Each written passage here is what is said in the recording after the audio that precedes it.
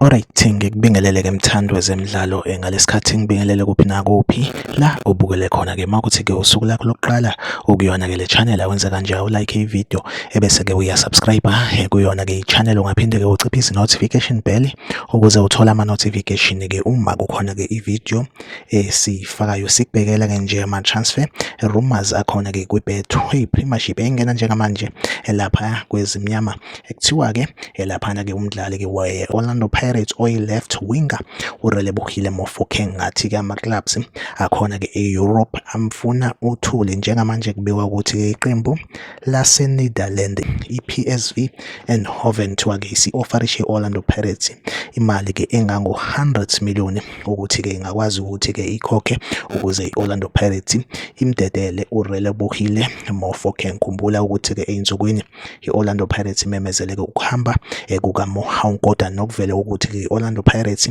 imdayise ngo-52 million. Nayi-ke ne-PSV isifuna-ke uRelebohile Mofokeng ngo-100 million okubonakala engathi-ke impela-ke kuzoba lula ukuthi-ke i-Orlando Pirates imdedele lo mdlali. Singakulindela ukuthi-ke uRelebohile Mofokeng angabi umdlali we-Orlando Pirates ngesizini ezayo. Iyona update engiyiphethe njengamanje, like ividiyo usubscribe kuyona-ke i-channel. Mina nawe asihlangabezane kwividiyo elandelayo, isale kahle.